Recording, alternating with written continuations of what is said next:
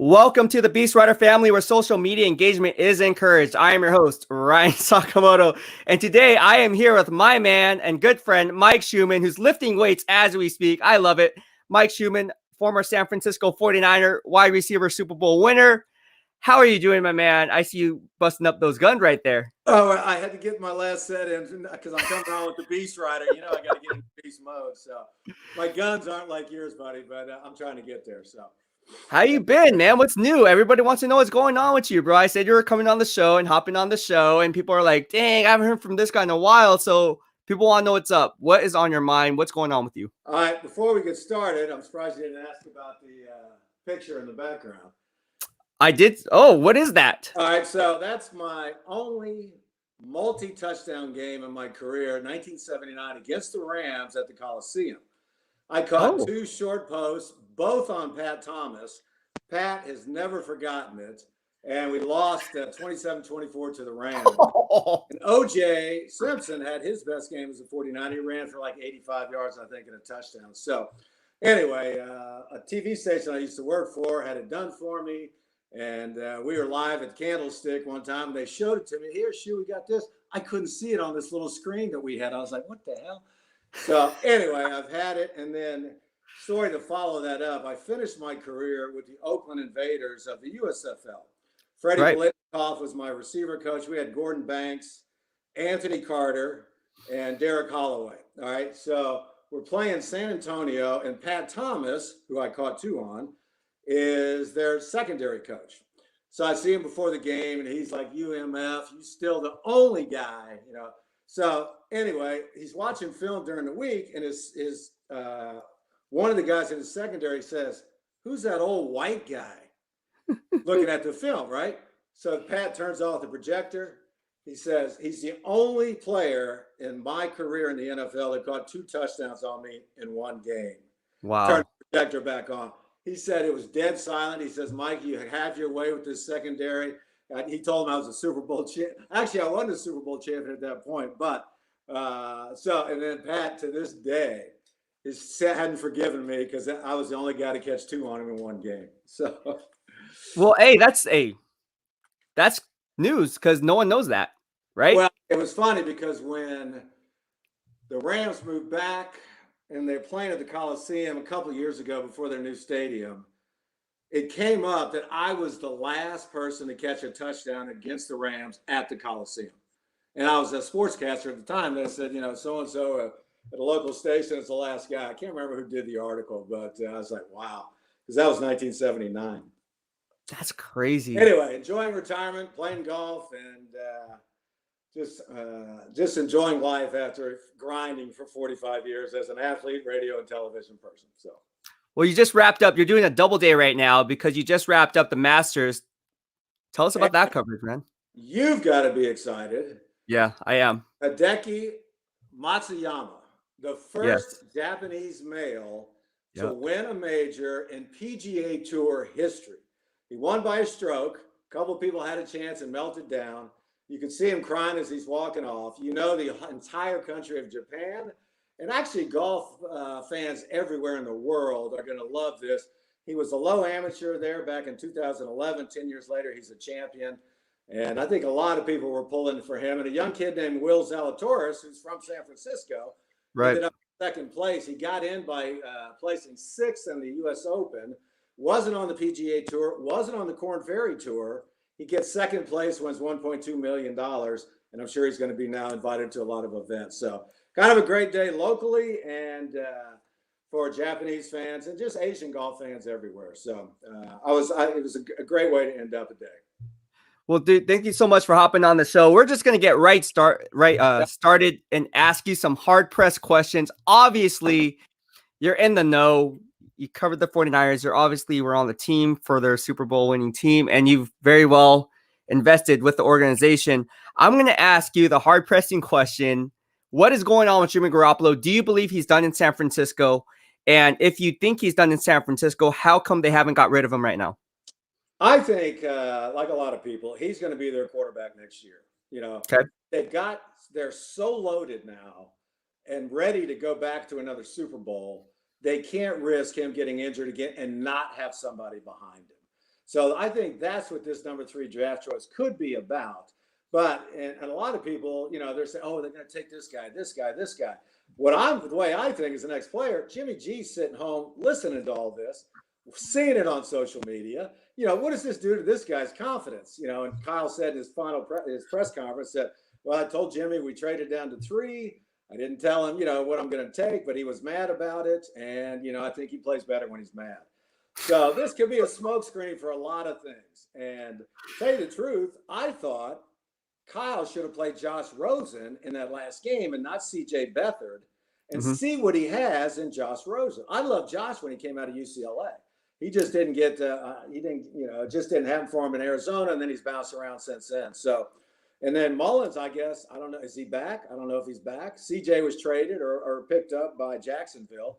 Right. Kyle is loyal to his players. He played him, gave him one more game film, CJ, in the last game of the year, and that got a job at Jacksonville. So I thought Kyle made a mistake by not seeing what he had in a game with Rosen.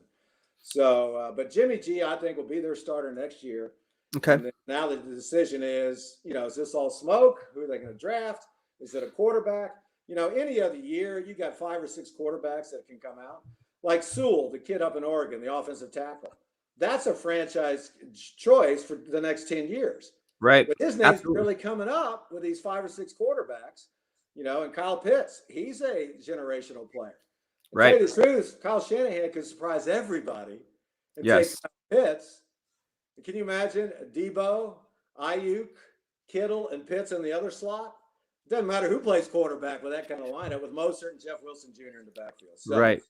But I think Jimmy's their starting quarterback next year. And with the team that he has, he took them to a Super Bowl once already. And Kyle and Lynch, they've had losing seasons 3 out of their 4 years there. Yeah, I know. So this is a huge pick. And but I think Jimmy's their starter next year.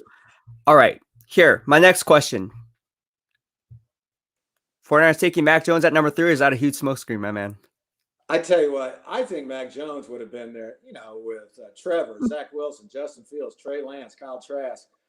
I think you could have got Mac Jones at 12. I know. Had. So that tells me that, and then they went down to watch him in Alabama, didn't ask Nick Saban one question about him. Who goes and sees a quarterback and doesn't ask their head coach about, what's he lacking? Where's, because his physique looks like he plays in a flag football beer league.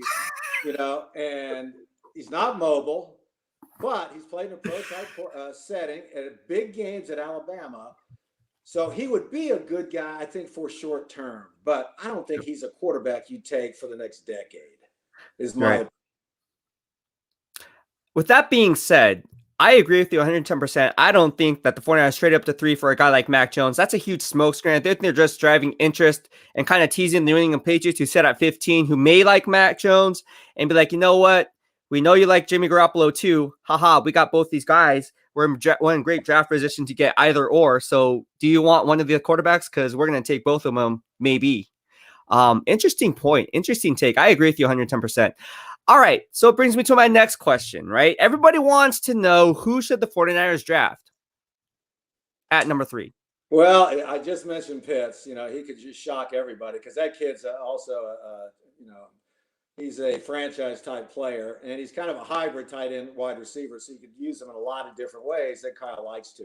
And then Kyle's offense is based on play action. All right, it is. So that's going to give a young quarterback a little more time to get the ball off. So, and a lot of these quarterbacks who've never taken a snap under center, that's a big adjustment. Kyle's offense is so complicated. No rookie's going to come in here and take over this offense and take this team to the Super Bowl. Right. So with that said, maybe you get a player, if Zach Wilson comes up, I think they might have to take him. But I don't think Mac Jones is what they take at number 3, And then, Robert Saleh, the defensive coordinator last year, is now the head coach of the Jets. You got to think that he and Shanahan just kind of chatted off the record. You can't do any tampering to say, hey, who are you going to take kind of thing. But they need a quarterback since they traded Darnold right now. Right. That can play for them right now. Now, who's more ready to play right now for them? Boy, I don't know. Is it Zach Wilson? Trevor Lawrence is going to the Jacksonville probably. So I would say that, probably Justin or Zach Wilson is probably ready to play right now. But Justin Fields, he's played big games at Ohio State. They former quarterback questions his work ethic. I mean, this guy, he's just a beast. He's like yourself, the way he works. So, Right. Right. but and with play action, that guy could be dangerous. He could take Kyle's offense to the next level. Okay, interesting. Let's stay on this. Let's stay on this. You played in the West Coast offense. Obviously, you played with Joe Montana as your quarterback. We talk about play action. Mac Jones is not good off the play action. He can't extend plays with his legs. And talking about the naked bootleg, okay, people talk about play action, but they don't talk about the naked bootleg going across to the weak side of the formation and throwing across your body to the opposite side of the field.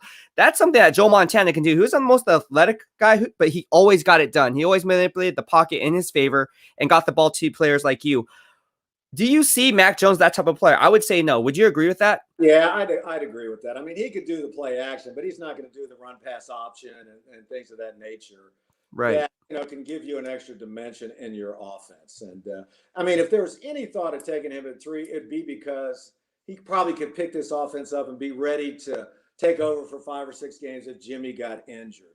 But you can't waste a number 3 pick on a Band-Aid to Jimmy Garoppolo's injury history.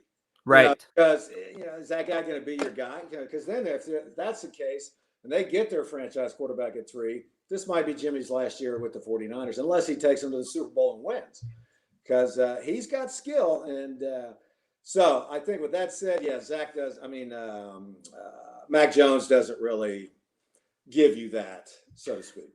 Okay, so you played in the West Coast offense. This is the player's perspective in you, insider analyst, obviously. Shu, if you were the 49ers, who's the best fit at 3, regardless of who's on the board outside of Trevor Lawrence? Let's say Zach Wilson falls to the 49ers at number 3. Is he the best fit for the team? I'd say I haven't seen that much of him, but what I have seen of him, he can make plays with his legs.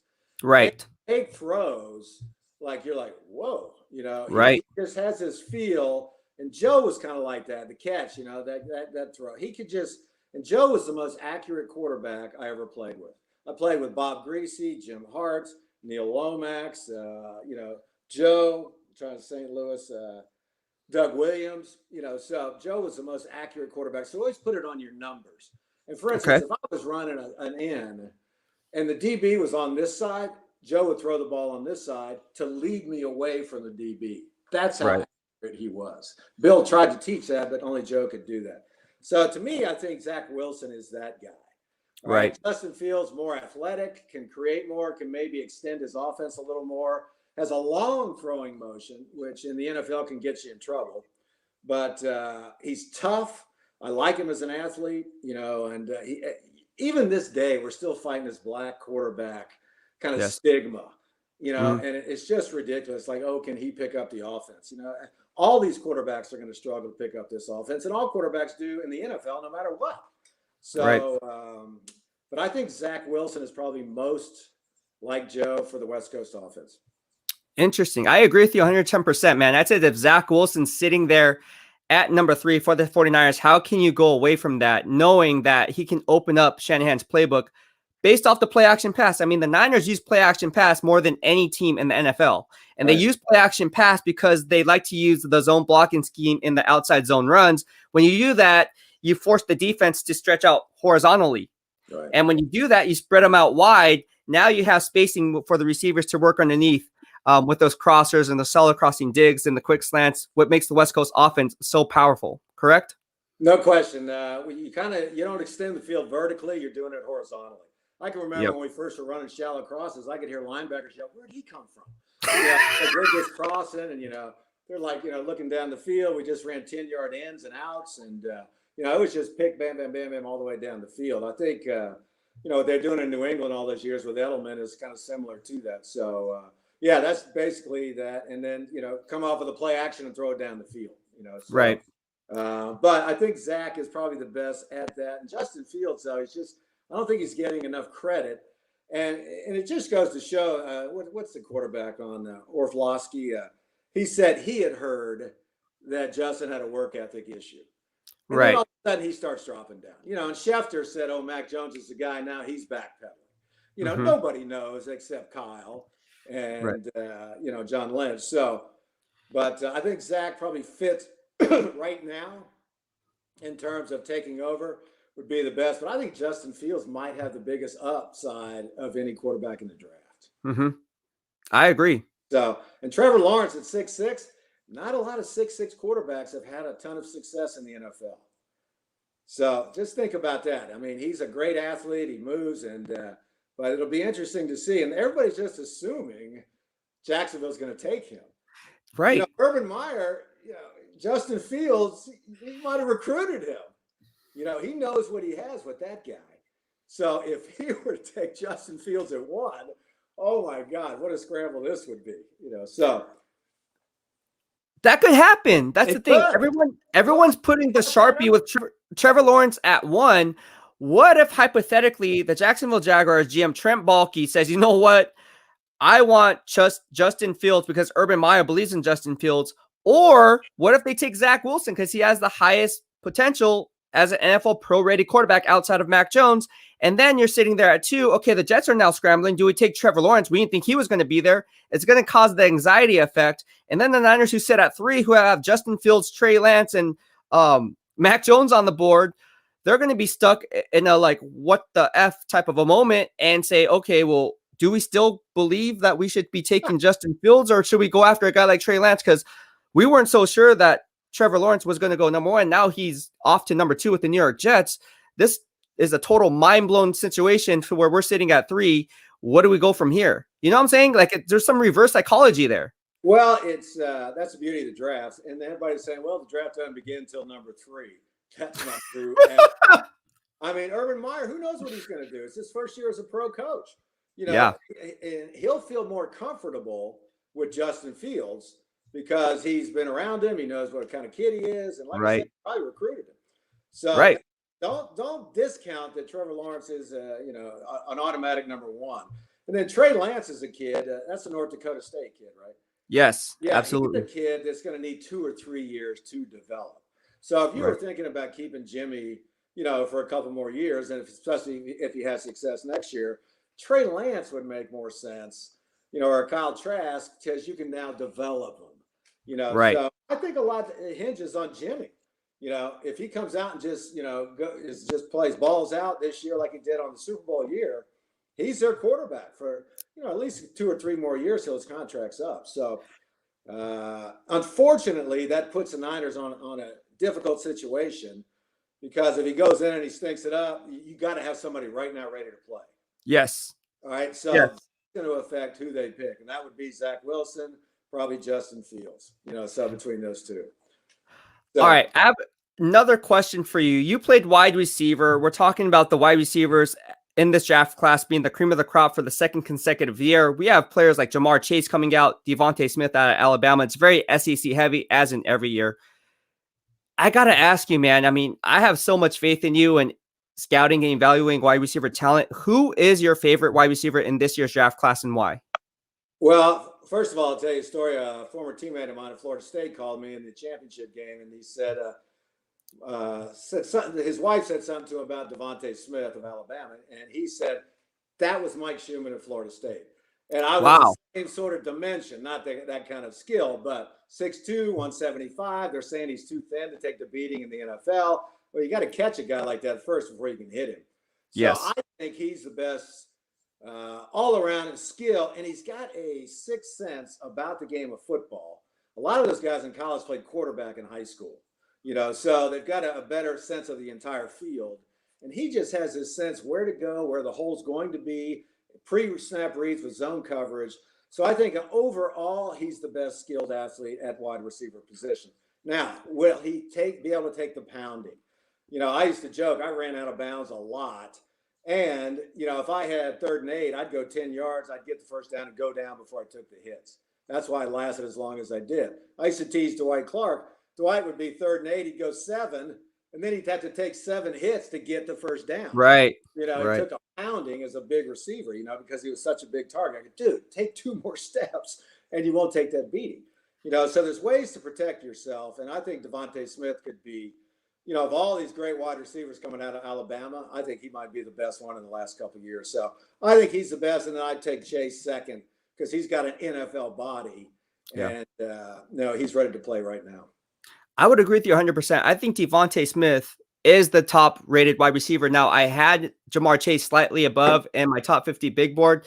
That has since changed since last night when I'm evaluating more film, watching these SEC guys. For me, the difference between Jamar Chase and Devontae Smith comes down to the most important factor, or one of the most important factors outside of having strong hands, and that's route running. Yes. How these players come off their stem and selling their routes, not getting too high when coming in and out of your breaks. I think Devontae Smith has a fluid cadence when he comes out of these breaks, whereas Jamar Chase, if you look at his routes that he was running at LSU, it was more 7, 8, 9 bangers, mostly vertical plays. For the West Coast offense especially, Devontae Smith is a better fit for a team like the San Francisco 49ers or some of these high-powered offenses where it's kind of the short passing game, and he can also win the intermediate game with separation. So in getting back to your point, I would agree with you 100% because Devontae Smith is just a better, smoother route runner than Jamar Chase is at this point in their career. Yeah, that's a great observation, Ryan. And he comes, for instance, I ran hurdles in high school. Okay. And I used to say to people, if I didn't run hurdles, I probably wouldn't have played in the NFL. It taught me how to run, and Ronaldo Nehemiah would be a bad example of that. But Skeets is a friend. So, but anyway, Devontae looks like that kind of guy. He's so smooth. And he runs control. If all it took was speed, you'd have a bunch of Olympic sprinters playing in the NFL. But that's not the case. You have to run under control, which Devontae does, but he has a burst to get to the ball. For instance, 4.5, but I ran a 4.3 to the ball. When the ball was in the air, I had that the police are chasing me kind of speed. I could go up and I could go get it. And Devontae does that also. He catches the ball at the top of the route. And then what little I've seen him chase, he does do that. He breaks his routes and he drifts. In the NFL, corners will come underneath that drift and make a pick. You got to come flat out of your break, under control if the ball's ahead of you or behind you. And Devontae does that. He's like watching a ballet dancer on the NFL field. Really is. Yeah, he just is that. He's like Baryshnikov running his routes. I love watching that guy. Yeah, me too. I agree. He's got to go top 10, and he might end up down in Miami there with Tua, his former teammate. Here's some interesting facts about wide receivers drafted in the top 10, Shu. I did some NFL analytics in my own system, right? So here's some food for thought, all right? 40 wide receivers have been drafted in the first round since 2010. Only 10 of them made the Pro Bowl. That's a 25% success rate. Of those 10 Pro Bowlers, 7 of those came out of the SEC. So if you're looking at LSU or Alabama guys, it's pretty well set there. However, in drafting inside the top 10, here's some food for thought, right? Only 28 wide receivers have been drafted inside the top 10 since 2000, all right? Only 9 of those 28 made the Pro Bowl. That's only 32% success rate on hitting Pro Bowl talent drafting inside the top 10. When I look at those numbers, it's kind of concerning to me as a GM because there is a 68% chance that these players are not even going to be a Pro Bowl talent based on history. Now, Devontae Smith is different. All right. Devontae Smith is different. Jamar Chase are different. But every year we seem to hype up these wide receivers that ultimately never pan out in the NFL. The question that I have to you is how come that is? Like, why is that? Why is that? It's interesting because I went to Florida State back in the day. I was there 72 to 76 because San Diego State and Tulsa, Steve Largent came out of Tulsa, were the only 3 schools in the nation throwing the ball because I wanted to be ready to play for the NFL. So when I got 49ers, Bill's first year, I'd come in 78. I was ready to play. I didn't have to learn how to read defenses. I already know how to do pre-snap reads and, adjust my routes and everything. So it's a real advantage to me. Nowadays, in all this spread offense, it's almost like when you get to the NFL, you got to almost taper down what you did in college, running free and running wild, because it's getting more like that in the NFL, but it's not as much. So, and it's a bigger adjustment. You're the best player on your high school team, on your college team. But when you get to the NFL, there's players up there as good as, most of them, as good as or better than you. So it's the first time in your career that your confidence gets shaken. You know what I mean? So that happens a lot to young players, especially if you're thrown to the wolves. And then they come up and press coverage in the NFL. I mean, you could beat a guy by 3 or 4 yards out of your break, but NFL cornerbacks close on the ball so much quicker. You know, you could be wide open, but by the time the ball gets there, it's a pick. You know, so that's a difference also. So there's a lot of adjustments that receivers have to make, and the physicality of trying to get off the line of scrimmage. You know, so it's a really difficult that way too. And to follow up on your stats there, 44 quarterbacks have gone first, second, and third overall in the last 50 NFL drafts. Exactly 2 of them, Aikman and Peyton, have won Super Bowls starting for the teams that drafted them. What? 44 quarterbacks, first, second, or third overall in the last 50 NFL drafts. Only 2 out of 44. And that's that they're talking about what a risk it is taking a quarterback that high, you know, in your draft when you need a cornerstone pick in that top 5. It better be it. And real quick, while I'm thinking about it, Alex Smack, probably the best offseason pickup the 49ers got. He's going to solidify that offensive line, no matter who's playing the 2 guards, and bringing back Treat Williams, of course. But Alex Mack is going to make such a difference for Garoppolo. He knows that offense from playing with Shanahan in Atlanta. So I think a lot of people aren't talking about that, but that's a huge get for them for the next couple of years. You think that's a better signing than Trent Williams overall? Not in terms of talent, but in terms of cohesive offensive line chemistry? Yeah. Okay. Because he's like a quarterback on the offensive line. He'll be direct. Right. He'll still see pre-snap stuff that maybe centers in the past haven't.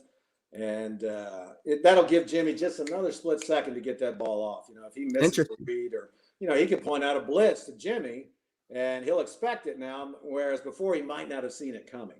You know? Right. So I think if we, you know, the biggest talent in the NFL is staying available. You know, that hasn't been Jimmy's forte, you know, since he's been in the league. So, and I know Jimmy's determined to prove everybody wrong. Right. Professional athletes take this stuff personally. You wouldn't think they would, making $25 million a year, but that is the case. All right. So I'm going to piggyback and stay on the analysis here. You played the NFL game. Who was the hardest defensive back that you had to face week in and week out, and why? All right, my first start ever was 1978 against the Pittsburgh Steelers, who won their 3rd Super Bowl. So we were so intimidated by that defense. You know, me and Joe Green. And here comes Mel Blount, 6'3", 220, and he's a corner. So Candlestick was AstroTurf back then. So they had this crown, and we were so intimidated. I remember we broke the huddle. We could have gone as soon as we're ready. We waited for them to set up on defense. We were so we were looking around. Oh my God, there's Jack Lambert. There's so-and-so. So Mel Blount's coming towards me. You know, from a distance, he's big. And as he's getting closer, he's getting even larger. And we're in 3-point stances back then. So he gets right in my face. He's got this horrible breath. He's got about a 10-foot wingspan. He goes, "Where you going, son?" In this really deep bass voice. And I said, "Anywhere you want, Mr. Blount." You know, and then the ball was snapped. So as soon as I got off the line on it, because we were conversing, so I said, "God, if I can just distract these guys," you know, because it was hard to get me off the line. That was one of the best things I did. In a 3-point stance, you talk to any wide receiver back then, they said, dude, they have no idea how easy they have it now with the motions and, you know, standing up. So in my mind, after that, I couldn't get open on Mel Blount. He owned me. And this is how mental the NFL is. Everybody can play. So to edge you can get into. So later in the year, I started like the last 8 games that year, playing Lester Hayes. And Lester had a speech impediment, unbeknownst to me. So by now, I'm talking the whole time. "All right, Lester, it's a sweep. I'm going to run deep, man, so neither one of us get hurt. Just run with me." You know, and then it would be a pass play. Right.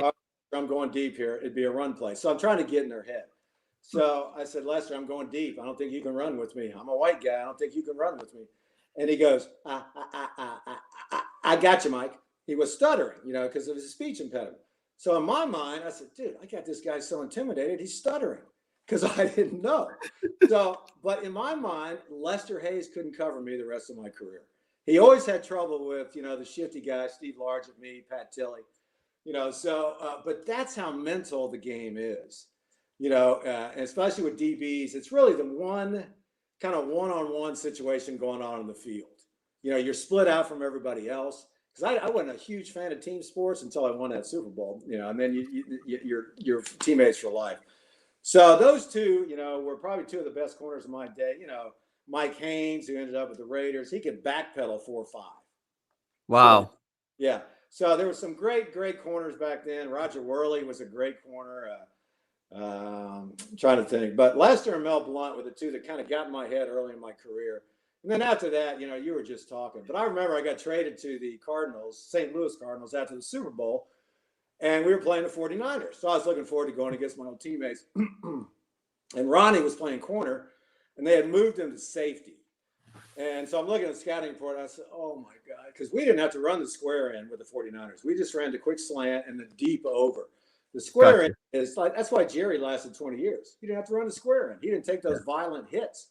So I'm looking at the scouting guy. I said, oh, my God, they moved Ronnie to safety. And all the receivers in the room, we all looked at each other and go, oh, God. Because now, as a corner, you never get to put a vicious hit on somebody because you're covering somebody. You're right there going for the ball and then just knock them down. Safety, you get a run and start and can knock somebody out. So all of us were like, oh, my God. So I told Ronnie before the game, I said, dude, you can do anything you want. Everybody's not running over the middle. And everybody's running over with alligator arms, not defending for anything, So, but everybody at that level can play, so you just have to know that. And in your mind, nobody can cover me one-on-one in my mind. And it's not hockey, but that's how you had to think in the NFL. Right. So, and your quarterback knew it, and I had Steve DeBerg, and he knew where I was going to be at all times. We had a great feel for each other because Bill's routes let you adjust. If you came inside on an end and it was covered, you just throw out your hand and you go out. Right. The quarterback was underneath you. He didn't say you make that move. So it was just the best offense for a wide receiver who ran good pass patterns. They don't run routes anymore. They just run to an area and turn around. You're just getting to the zone and, so with all these groupings off the line of scrimmage, it's hard to play man anymore. Okay, I'm gonna ask you a serious question then. You talk about Ronnie Lott and how you look at the scouting report and you're like, man, I'm not gonna go across the middle because I'm gonna have to pay a toll. This can very well end my career. Shu, let me ask you a question. Is the NFL a two-hand touch football league because of the fact that no longer can safeties go ahead and play at the highest level that they're capable of playing because of the rules? It's handcuffing the defense. No question. I remember my rookie year in preseason, we're playing the Raiders.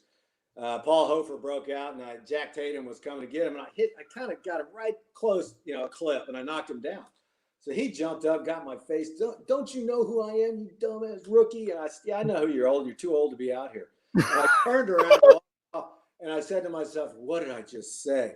So he was after me the rest of the game. And we had one of those plays where it was a penalty, but you kept going, and it was a quick slant. The play that Jack would just knock me out. So he was coming at me. I alligator armed it, turned my back, and he just knocked me to the ground. He stood over me, and he just said, don't you ever talk to me like that again, you dumbass rookie. And I said, okay, whatever you say, Mr. Tatum, we're good. We're good. So that's when I realized how you can get hurt in this league. All right. Now it's like touch football. It's like 7-on-7 in practice. For instance, Tom Brady would not have played 20 years if he'd have played under the rules that we played in. Joe took a beating at 6'2", 190, all right? And Brady couldn't get out of the pocket. He would have got killed. He would have lasted 5 years max. So they protect the quarterbacks because they want more offense. Because my second year in the league, they changed that chuck rule to 5 yards. They used to be able to beat you up and down the field.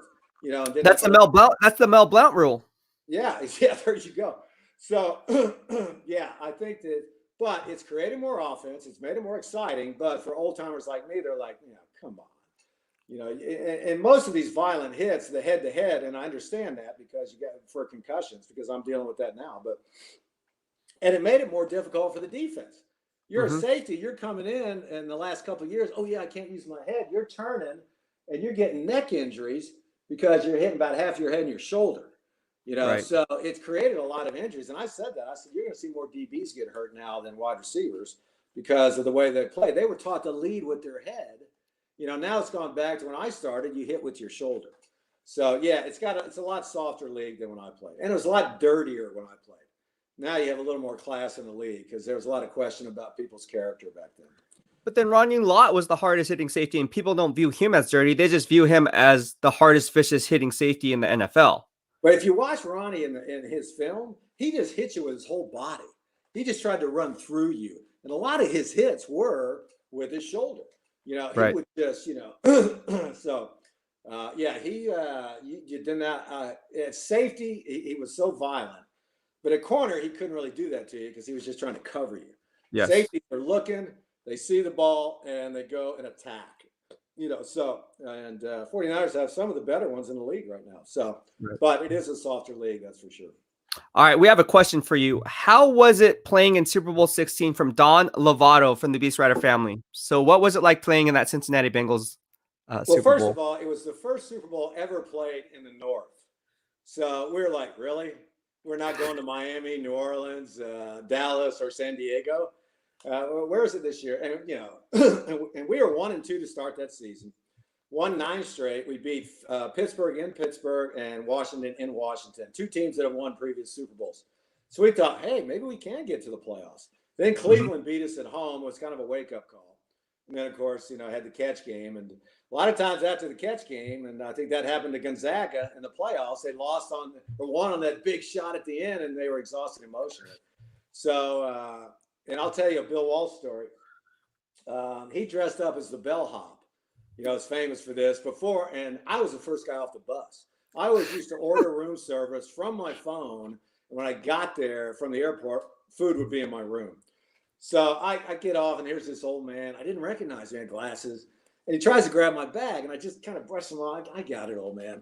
Like he's trying to make money off him already. So I'm coming back down for the meeting, and John Ayers says to me, hey, what about Bill dressed up as a bellhop? I said, what? He goes, that was Bill. I said, oh, my God. He goes, what? I go, I formed it away from me. I'll never get in this game after that. So, but that's the sense of humor he had. He was only 3 years removed from being an assistant coach because his first year he was really fun-loving and had fun with us, gave us all grief. Then he became general manager. It became a business thing. So, but that was kind of the last moment, I think. And I said to him years later, I saw him at Stanford. I go, what if we'd have lost that game? Oh, he goes, I'd have been run out of town for getting dressed up as a bellhop. So that set the tone. We got up 20-0. Pre-game was like, I think Dionne Warwick singing the national anthem. No halftime extravaganzas. They did the trophy in the locker room, not on the field. And it was the first time I ever saw Bill shut down in the second half. He tried not to lose instead of keeping it on the gas pedal to bury him. Why is that? Why? I think because we didn't have the experience in the playoffs. We had a 20-0 lead. Kenny Anderson was MVP that year, the quarterback of the Bengals. You know, 2 or 3 Bills Super Bowl championships were against the Bengals, who basically blacklisted him from the NFL when Paul Brown didn't give him the head coaching job. He gave it to Tiger Johnson. So he really resented the Bengals, and it was great for him. So I just think we had a 20-0 league. All right, let's just not make any mistakes. And wide receivers, I think, only caught 4 balls. Joe only threw 1 touchdown, the one I was in on. I ran to the post. I was wide open. And he threw it to Earl Cooper behind me, and I was like, what? So anyway, to this day, I give him grief. And I just think he shut it down. If there was 2 minutes left in that game, Cincinnati wins it. Really? 26-20 or 26-21, if I recall. And they were driving down. And that was the greatest goal line stand in the history of the NFL Super Bowl. The greatest goal line stand tackle by Danny Buns out wide on, I think it was Alexander. And we had run that play in practice, and Danny went for the interception, tipped it up, and I think whoever was imitating the Bengals caught it for a touchdown. So Danny, when he was running out there, saw the ball again, could have gone for it and gone 99 the other way, but he remembered what happened in practice, and he tells his story, and he went for the tackle instead. So in like a split second, he had to decide, go for the pick. So, but it was one of the greatest moments of any of our lives. And once you win a Super Bowl, you're connected with those guys forever. And I stood on the field afterwards with both hands. It was like an electricity was going through my body. There was just nothing like it. We were up on a cloud, and we just all couldn't believe it. Here we were 3 years later, after going 2-14 back-to-back years, 78, 79, 6-10 the following year, and then Bill's third year, we won the Super Bowl. And Shanahan did the same thing. Went to the Super Bowl in his third year, but didn't have the result we were looking for. So a lot of similarities between the two. Both very arrogant. Yes. But can back it up. Both very stubborn as a result of their arrogance, and sometimes get in the way. It's my way or the highway. I saw Bill cut somebody on the practice field in '79. He was just mad. We were losing. He thought, and he just can't remember his name. I think it was Ron Shumann. He was a linebacker. He goes, get him off the field. Get him out of here. Get him on plane ticket. No, put him on a bus. Put him on a Greyhound bus and get him out of here. And then you didn't want Bill's eyes to meet with yours. And you'd be like, yeah, get him out of here too. So everybody was like this, I'm kind of like, what the hell? He just cut a guy on the field? So he was serious. He knew he had a plan. He knew that his plan was better than anybody else's because he was putting in the West Coast offense. Mm-hmm. This was the beginning of that. People didn't believe it. They thought he was a snake oil salesman. That's why Paul Brown didn't give him the job. He thought he was some California snake oil salesman, gave it to Tiger Johnson instead. And I had Tiger as a coach down in Tampa, and I asked him about that. He goes, I was shocked. We all thought Bill was getting it. He gave it to me, and it was like, oh, my God. So anyway, there was nothing like it. And they've won 5 Super Bowls now and lost 2. If they give the ball to Frank Gore twice, they win 6 Super Bowls. I know.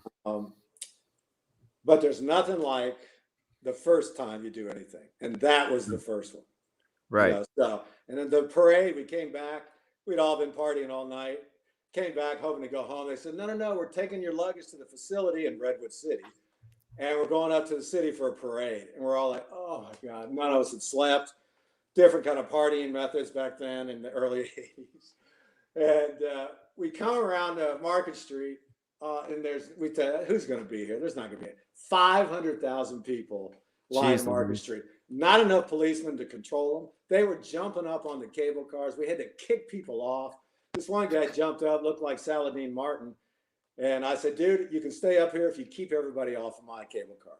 So he rode all the way up to us. I saw a friend of mine. I grabbed his arm and I pulled him through the crowd up on my cable car. He rode it half hail. He rode it all the way to the dais. I said, come on up with me. He goes, oh, no. He could have. There wasn't any security, so it was fabulous. And then we all went home and crashed for about 3 days. Man, that's some crazy ass stories. I guess, back when you were playing, times have changed so much. I just look at football today, and again, it goes back to times have changed. Like, it's not what I used to be. Well, I'm used to watching, even growing up in the early 90s. I mean, you could still hit the quarterback. You can't hit the quarterback now. Things have changed. The NFL rules are definitely favoring the offense because of fantasy football. It's a moneymaker for quarterbacks staying healthy or longer. And then the gambling industry. Yeah, I know. I don't want to say it, but yes, you're right. It's unfortunate, but it's taken over. Go ahead. No, you're absolutely correct. I didn't want to say that, but you hit it on the nail with that. So yeah, it's interesting to hear your perspective because I think it's very important, especially the younger generation, to know when you compare players to like Tom Brady to Joe Montana, well, the rules are a lot different. So to actually compare apples to apples, you're really not doing that because if Joe Montana played in the era today, some would argue that he would have better stats than Tom Brady would. And possibly see, you're saying no question. Well, there's certain great players that could play in any era. Jim Brown probably could have played in any era. Joe Montana. And Tom Brady probably could have played in any era, but I don't know if he would have stayed healthy. Like I said, right. He couldn't move. But back in the day, Johnny U, he was my guy. My dad played with Unitas at University of Louisville. And this is a great bar bet. And then I played with Joe Montana. 2 greatest quarterbacks, in my opinion, in the history of the game. What father and son played with them? Right. Mike and Bull Shumann. So anyway, so certain great players could have played in any era. Like Freddie B, I followed him at Florida State. Broke all his records, and he goes, yeah, but I got all the records in the NFL. And I said, well, it's a little different league back then. You had a lot of white cornerbacks, but he was just he was a guy that also probably could have played as a possession guy, so it's just a different era. And I used to tease him because I came in at the end of that era when it was there was a lot of white receivers that ran great routes. Didn't right. win speed and that smaller kind of receivers to stretch the field. Then it kind of came back around to more route runners, and now it's back to just finding a spot in the zone. So it's changed a lot, but you're right. It's hard to compare eras because of the rules, and it's not fair to players to do that. Right. I agree with you 100%. We have a question from 49ers Ultimate Report, John J. He says, question for Mike, what was your best non-Super Bowl moment being a 49ers Well, player? it was the first team. I was a rookie with the Miami Dolphins. I had Don Shula. I played for Don Shula, Bill Walsh, John McKay. Who's the best? Yeah, who's the best? Pretty good group of head coaches. But who's the best? Who's the best? Here's an example. Don Shula cut me early in the season. They got a bunch of injuries at linebacker, and then they went with 3 wide receivers. They only kept 4 back then. He says, I want to bring you back, but I want you to stay around. I said, well, why are you cutting me then? So I said to him in my meeting, I said, well, get me on another team. And he says, he kind of smiled. He goes, well, we'll put you through 24-hour procedural waivers, and then we'll see if a team claims you, and hopefully they don't. We'll bring you back in a week or 2. I said, no, you're Don Shula. You can get me on another team. And Joe Thomas, his GM for years in Miami, was in San Francisco. So 2 weeks later, I get a call from Joe Thomas. And he said, out 6 receivers, going to keep 2. Or we're going to bring out 2, keep 1. They brought out 6, and I was the guy they kept. Wow. So I got the recommendation from Don Shula. I found out years later. And Shula was old school. Before practice, he'd get in front of us. We'd run out of the locker room under the goal. He'd lead us in calisthenics, and he loved hazing of the rookies. Bill wouldn't let rookies get hazed because you can ruin a guy's mind. Because the Dolphins back then were coming off those undefeated seasons. Their average age on that Dolphin team was probably 35 years old. Jeez, it was like playing with 30 of your dads as a rookie. Wow. Where Bill was all a bunch of, no-name guys, and then he built his own team. I think there was only 5 of us from the 78 team he kept on the 79 team. So, and what was his question? I'm sorry. What's your favorite non-Super Bowl moment playing as a member of the 49ers? So as a result, Bill came out, and I started in 78, the last part of the year, but, Freddie Solomon ended up quarterbacking 1 game in Detroit. But I stayed in the all season to work out with Steve DeBerg, knowing Bill's offense was perfect for me coming out of Florida State. Right. So I ended up being the starter. He traded Terry LeCount to Minnesota, along with Freddie Solomon. So that was probably my biggest moment because in my rookie year, I started, but my second year, I knew I was going to start and catch some balls. So I caught 40 that year. I think when 58 led the league. And so that was probably my biggest moment. And then that catch game was probably the biggest game I've ever played in. Dwight made the catch at the end. And when I speak at different events, I go, it's the greatest catch. And my claim to fame is getting injured. So a young player named Dwight Clark could take my job and make the most iconic catch in the history of the NFL. So everybody can thank me for that. And then I'll say, okay, that was the last catch of the game. Anybody remember who made the first catch in that game? Was it you? Yeah, it was you? Me, but nobody remembers. And if I wouldn't have made that catch, Joe's confidence would have gone in the tank. He probably wouldn't have had a good game. We would have lost. But I don't get any credit. But people don't realize this. We had 6 turnovers in that game. 3 picks, 3 fumbles lost. And you guys still won the NFC Championship. Who does that? That's fate and destiny, which I am a firm believer of in sports. Because I bet on football now that I'm not playing, and there's a lot of that involved. And like when Peyton Manning came here at Super Bowl 50 at Levi Stadium, he couldn't throw the ball over 10 yards. There was no way he should have won that game. And they win it. That's just fate for a guy to go out. So anyway, I think just the fact that I came to San Francisco, it became my first full starting season. And it just kind of set the tone for me. I played 5 years there. We won a Super Bowl.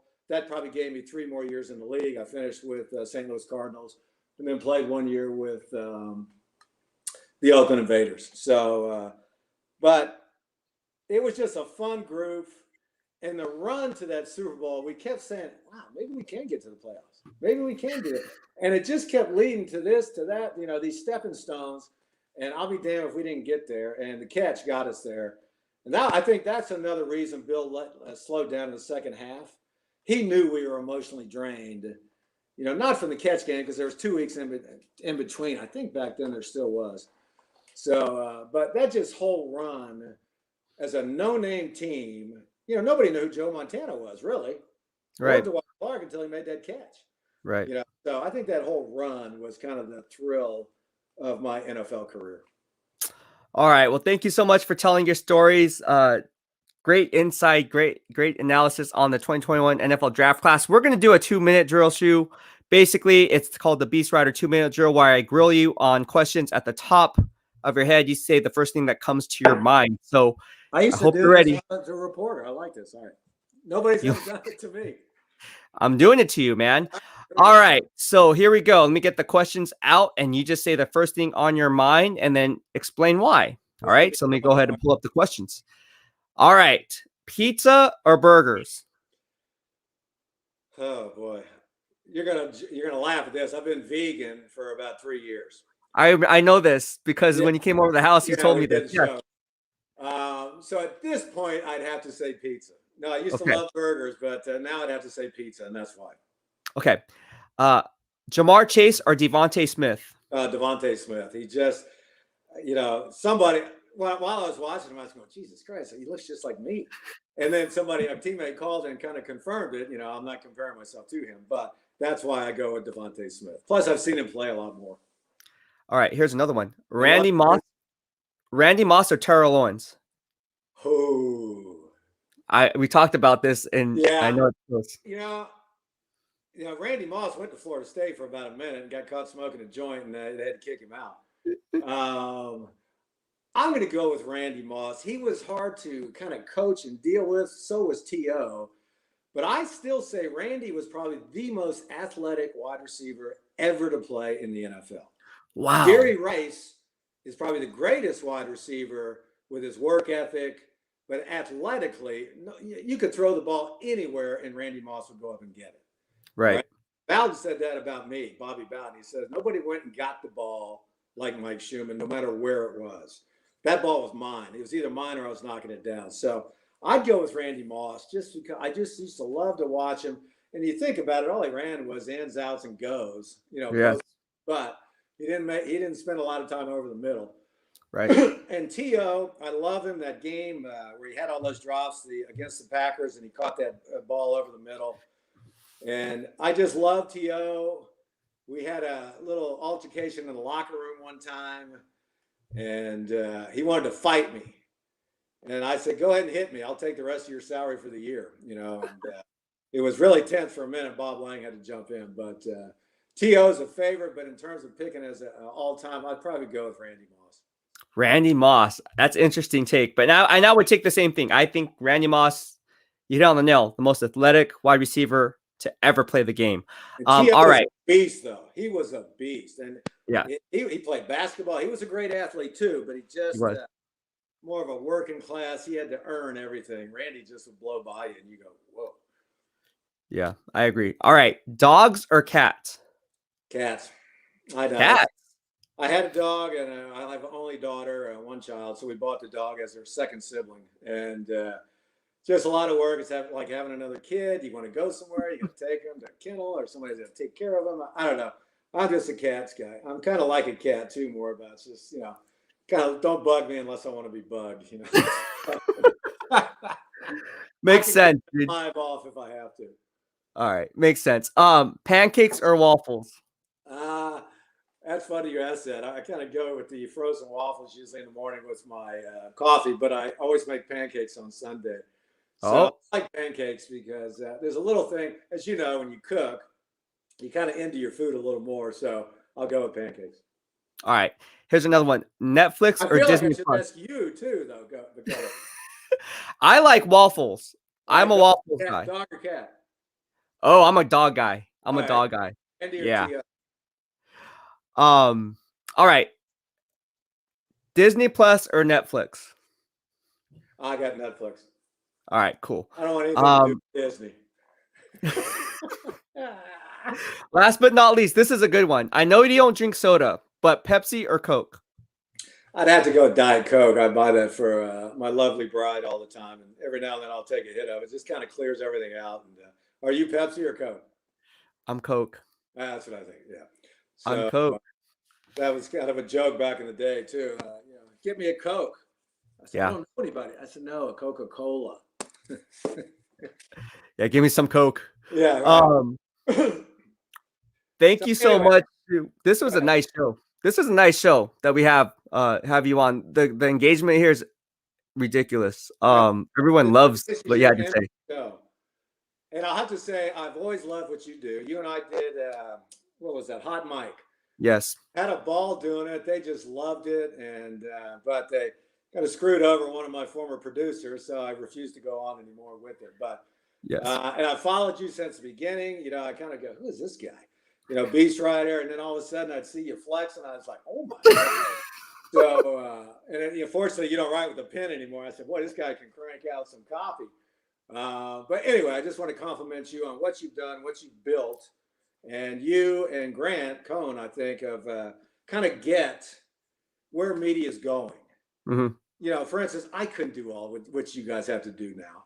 You know, post something every second, you know, get hot takes, YouTube shows, Facebook Live. It's just, you know, so it's a whole different animal. And for a guy who, I'm not sure what your background was in college, but you picked it up as well as anybody I've ever seen. So keep Thank up you. with the work. Thank you, man. Appreciate it.